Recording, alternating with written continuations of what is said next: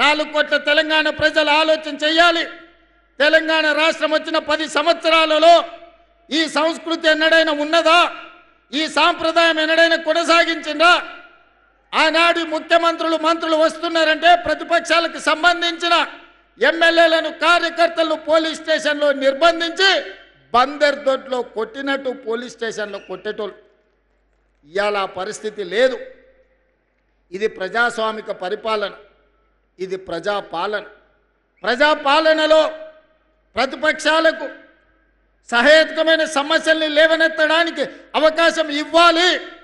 శాసనసభలో శాసన మండలిలో ప్రశ్నలు లేవనెత్తడానికి, ప్రభుత్వం నుంచి పనులను సాధించుకోవడానికి అవకాశం ఇవ్వాలని చట్ట సభల్లోనే కాదు బహిరంగ వేదికల్లో కూడా మా ప్రతిపక్షాలైన ఎమ్మెల్యేలను ఎంపీలను మాట్లాడిపిస్తున్నాం. ఈ సాంప్రదాయాన్ని తెలంగాణలో కొనసాగించాలి.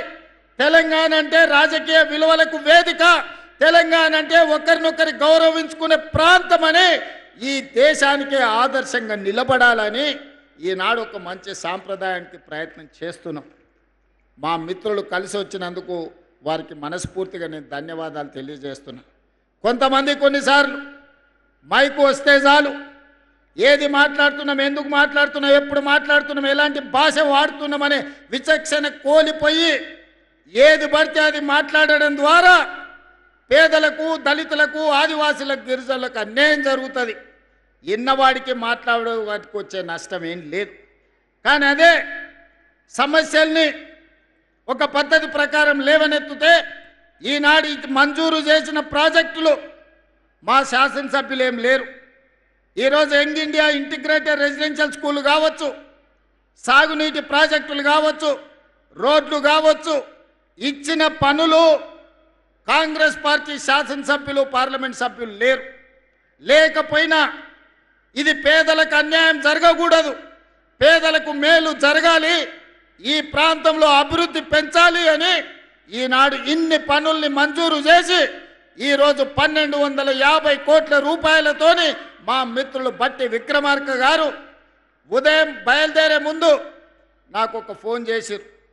మనం నిర్మల్ కూడా young India integrated residential school ఇస్తే బాగుంటుంది అని.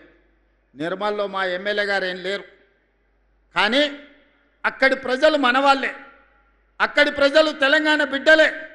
నిర్మల్కు కూడా young India integrated residential school తక్షణమే మంజూరు చేయండి అని బయలుదేరే ముందు 200 కోట్ల రూపాయలతోటి నిర్మల్ శాసనసభ నియోజకవర్గానికి కూడా ఈనాడు స్కూలు ఇచ్చి ఈరోజు ప్రారంభోత్సవ కార్యక్రమాల్లో మనము ఇంక్లూడ్ చేసుకున్నాం.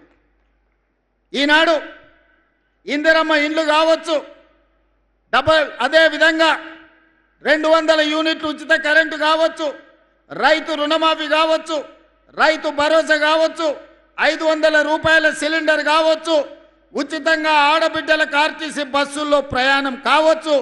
ఇవేవి కూడా కాంగ్రెస్కు ఓటేస్తేనే చేస్తామని అనలేదు.